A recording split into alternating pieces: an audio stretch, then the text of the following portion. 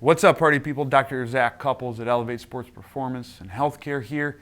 And are you a mouth breather? Do you have a hard, difficult time breathing through your nose? If so, then you definitely want to tune into this one because I'll teach you how to reduce your frequency of doing that. You ever remember, if you ever watched Hey Arnold back in the day, remember Brainy? He was the dude who had the crush on Helga and he breathed like this. And Helga hit him.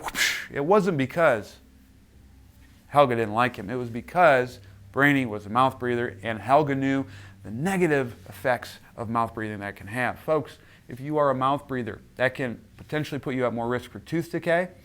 It can lead to dry mouth, increased rate of throat infections, and cause and contribute to poor sleep because we need to be able to breathe through our nose. When we can breathe through our nose, what that does is it can reduce blood pressure because there are some nitric oxide production receptors within the nose. When you breathe through the nose, those are stimulated, which reduce blood pressure. That's one thing. Another reason why breathing through your nose is useful is because the air is humidified and purified. When you breathe through your mouth, you don't have stuff that catches pathogens as well as you do in your nose. That's why sometimes, folks, people can have enlarged tonsils and adenoids because of mouth breathing. That would be the other key. And then 3, when you breathe through your nose, that nitric oxide production helps slow your heart rate, which can actually help you from an aerobic exercise standpoint because if you have to breathe through your mouth, your heart rate shoots up faster and you can potentially fatigue quicker. So we want to ensure that you can nasal breathe like a rock star, and I'm going to teach you the keys to do that. The first key actually has nothing to do with your nose. You have to get your tongue into a position to help you breathe through your nose more easily. In a perfect world, your tongue should rest up on the roof of the mouth, the entire thing.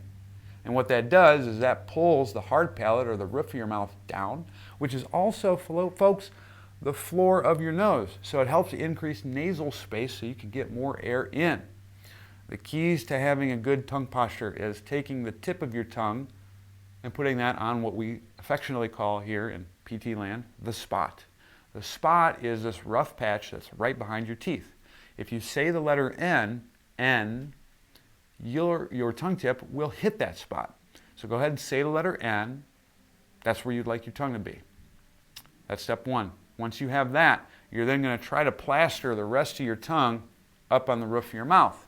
And it should look like this with an open mouth position. You ready? So here's the tongue tip, N. Now here's where I get the whole tongue up there, N. And you can see how my whole tongue now is plastered up against the roof of your mouth.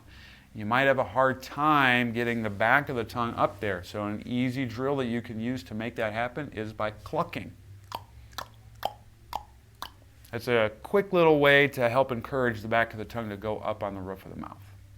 That's your second piece. Once you have that, you want to keep your lips closed, but you're not going to press them together. You want your lips just nice, easily, and relaxed up against one another. Face is as chill as can be. And if you have those components, you should be breathing through your nose. Now here's the kicker. Sometimes if you're not used to breathing through your nose, you might be able to do so really quickly. And when you breathe fast through your nose, that actually increases resistance of air coming in, which can make it be a little stuffy. We don't want that. So we want to slow cook nasal breathing. And a nice easy drill that you can do, I do this drill right before I get to work in the morning, is I spend 2 minutes with my tongue in that position and I silently, quietly breathe in and out through my nose and I pause momentarily. I pause on the exhale just to the point where I start to get a little bit of air hunger. If you haven't experienced air hunger, what that is basically your brain signaling, hey, you need air. Don't worry, you won't suffocate. Wait till you just get to that point and then go ahead and breathe in.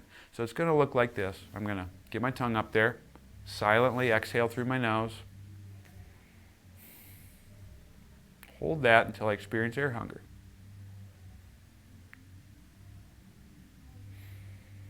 And then breathe in nice and easy, and you just keep it light, gentle. You're not trying to get as much air in as you can or as much air out. You just get a little bit in, you get a little bit out, and your mouth breathing should twist and shout away. And I would be curious, folks, if you notice a difference when you're just chilling, not talking to someone.